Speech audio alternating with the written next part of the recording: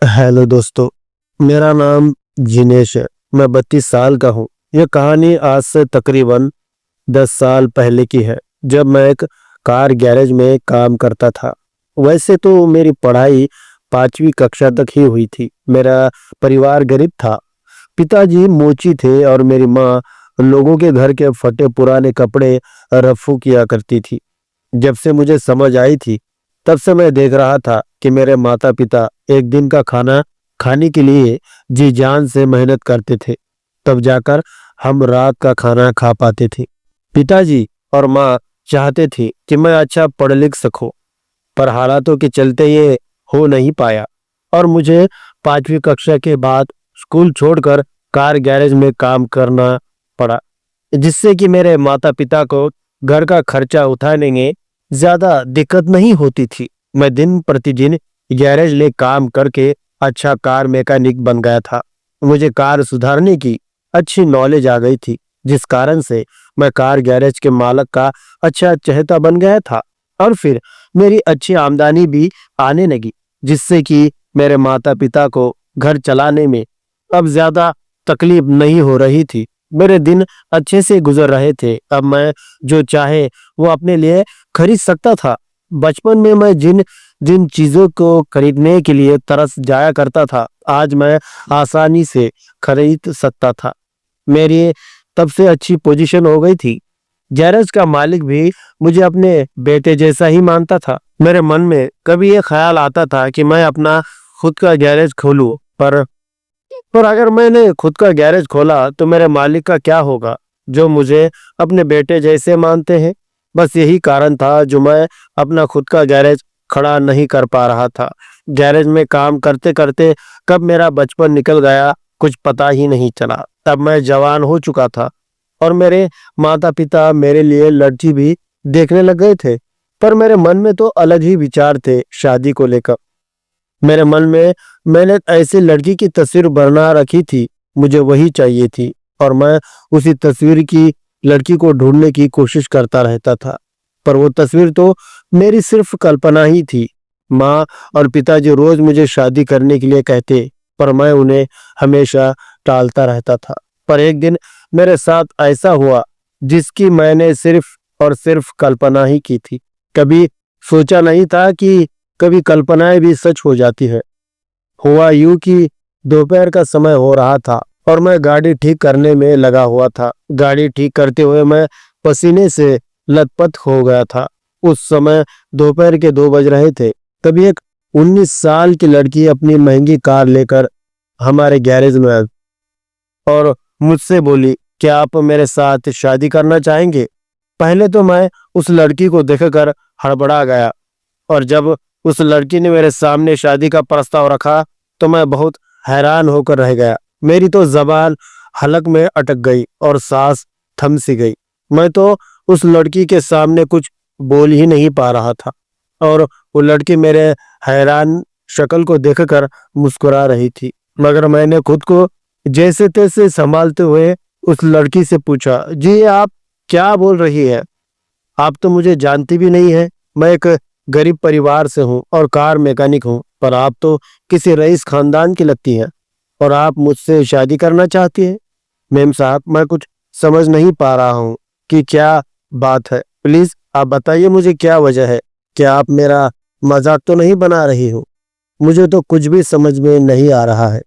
तब उस लड़की ने कहा, जी दरअसल बात यह है कि एक दिन मैं मेरी कार ठीक कराने आपके गैरेज में आई थी। मेरी कार का टायर खराब हो गया था और दूसरा टायर लगाने के लिए 1 से 1.5 घंटे लगने वाले थे। तो मैं आपके गैरेज में बैठकर इंतजार कर रही थी दूसरा टायर लगाने का। तभी मेरी नज़र एक बैग पर पड़ी। उसमें आपने एक किताब रखी थी। वो किताब का नाम था सपनों का प्यार, जो अपने बैग में रखी थी और शायद आप उस किताब को बैग में रखना भूल गए थे और आपने उस किताब को अपने बैग के पास रख दी थी और मैं भी बोर होने लगी थी और फिर मैंने टाइम पास करने के लिए उस किताब को पढ़ना शुरू कर दिया। तभी मुझे उस किताब में आपकी तस्वीर दिखी और आपके तस्वीर के नज़दीक और एक तस्वीर थी जो एक खूबसूरत लड़की की थी, जो आपने खुद अपने हाथों से बनाई हुई लग रही थी। यकीन मानिए, जब मैंने उस लड़की की तस्वीर को देखा तो मेरे तो होश ही उड़ गए, क्योंकि जो तस्वीर आपने अपने हाथों से बनाई थी वो तस्वीर हूबहू मेरे शक्ल से मिलती थी। मैं समझ नहीं पा रही थी कि ऐसा कैसे हो सकता है, जिसे मैं जानती नहीं हूँ और न ही तस्वीर बनाने वाला मुझे जानता है। तो फिर मेरी शक्ल की तस्वीर बिना मुझे देखे सिर्फ अपने कल्पना से मेरी तस्वीर कैसे बना सकता है? हाउ इम्पॉसिबल, ये कैसे हो सकता है? मैं सच में यकीन नहीं कर पा रही हूँ कि आप अपने सपनों में मुझे प्यार करते थे। ये सच में ऊपर वाले की ही मर्जी है, जो वो हम दोनों को एक करना चाहता है। यकीन मानिए, ये तो ऊपर वाले की ही मर्जी है। जो इंसान बिना देखे मेरी तस्वीर बना सकता है, तो वो आदमी मेरा शादी के बाद कितना ख्याल रखेगा। और तब इससे ही मैंने फैसला कर लिया कि मैं आपसे ही शादी करूंगी। फिर मैंने कहा, सच में आप सही कह रही हैं, ये भगवान की ही मर्जी है। पर मेम साहब, मुझे डर लग रहा है। आप बड़े घर की बेटी है और मैं गरीब घर का लड़का। मुझे डर लग रहा है मेम साहब, कहीं आपके घर वाले मेरे साथ कुछ गलत तो नहीं करेंगे, क्योंकि मैं अपने माता पिता का एकमात्र सहारा हूँ। तब उस लड़की ने कहा, देखिए आप डरिए मत, आपको मेरे परिवार वालों से कोई तकलीफ नहीं होगी। मेरे परिवार वाले मेरी खुशी के लिए कुछ भी कर सकते हैं। तब मैंने कहा, जी आपका नाम क्या है? तब उस लड़की ने कहा, जी मेरा नाम प्रिया है। तब मैंने मुस्कुराते हुए कहा, वाह बहुत ही अच्छा नाम है, बिल्कुल तुम्हारी सुंदरता की तरह।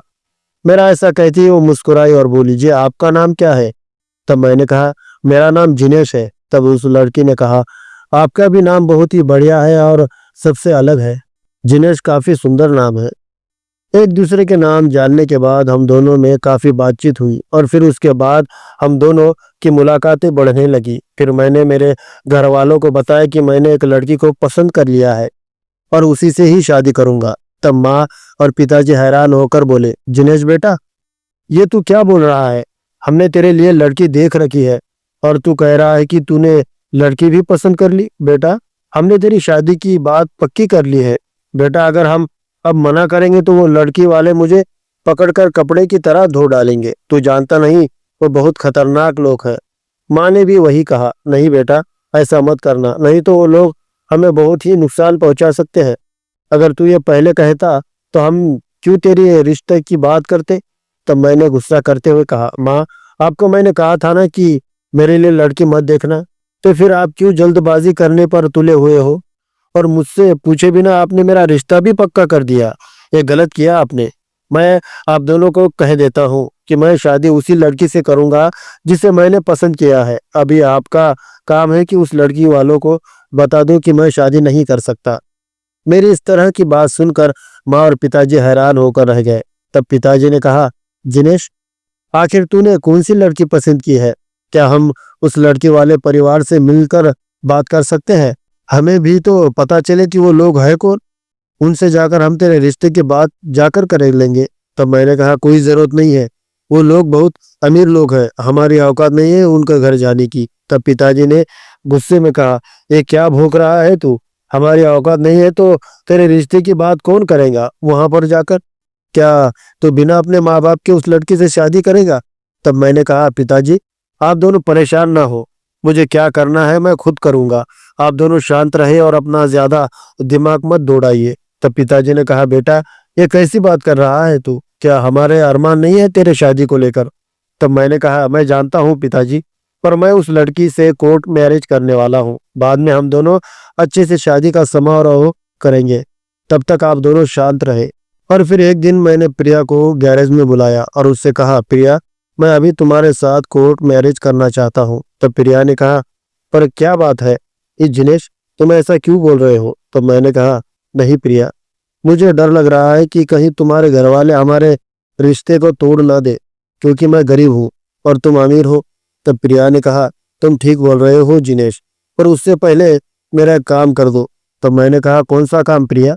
प्रिया ने कहा, चलो ना एक बार मेरी किताब को पढ़ो, फिर हम दोनों कोर्ट मैरिज कर लेंगे, क्योंकि जब तुम मेरी पूरी किताब को पढ़ोगे तब मैं पूरी तरह से तुम्हारी हो जाऊंगी और फिर मेरे घर वाले भी हमारा कुछ नहीं कर सकते। तब मैंने कहा, प्रिया, क्या अभी तुम्हारी किताब को पढ़ना सही होगा?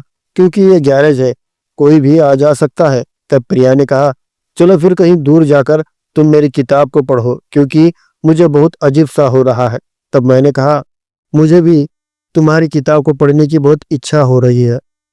और फिर मैं प्रिया को लेकर दूर गया जहाँ हम दोनों के अलावा कोई भी नहीं था। तब प्रिया ने अपने हाथों से अपनी किताब को खोलकर मेरे सामने रख दिया, जिसे देखकर मैं मंत्रमुग्ध हो गया। प्रिया की खुली किताब को देखकर मेरा तन मन खुश हुआ। तब प्रिया ने कहा, आओ जिनेश, और मेरी किताब की गहराई में समा जाओ। ये मेरी किताब सिर्फ तुम्हारी ही है। आ जाओ जिनेश और पढ़ो मेरी किताब को। तब मैंने भी पल भर देर न करते हुए प्रिया की किताब पर झपट पड़ा और जोर जोर से प्रिया की किताब को पढ़ने लगा। किताब को पढ़ते हुए प्रिया ने कहा, हाँ हाँ और जोर से पढ़ो मेरी किताब को। बहुत अच्छा लग रहा है जिनेश। मैंने करीब 2 घंटे तक प्रिया की किताब को पढ़ा और मजा लिया। तो प्रिया ने कहा, वाह जिनेश, तुमने तो मुझे आज बहुत सुकून दिया। अब मैं तुम्हारी हो गई क्योंकि तुमने मेरे किताब पर अपनी मोहर लगा दी है। प्रिया, अब हमें आगे क्या करना है? प्रिया ने कहा, हम दोनों कल ही जाकर कोर्ट मैरिज कर लेते हैं। हमें कोई भी नहीं रोक सकता। और फिर हम दोनों ने मिलकर कोर्ट मैरिज कर लिया। हमारी कोर्ट मैरिज के बाद प्रिया के घर वालों को भी पता चली तो उन्होंने बहुत सी रुकावटें लाने की कोशिश की, पर बाद में उन्हें भी हमारे कोर्ट मैरिज को स्वीकार करना पड़ा। और फिर मेरी और प्रिया की शादी मेरे माँ और पिताजी ने धूमधाम से कर दी। मुझे लगा नहीं था कि मेरी की हुई कल्पना हकीकत बन जाएंगी।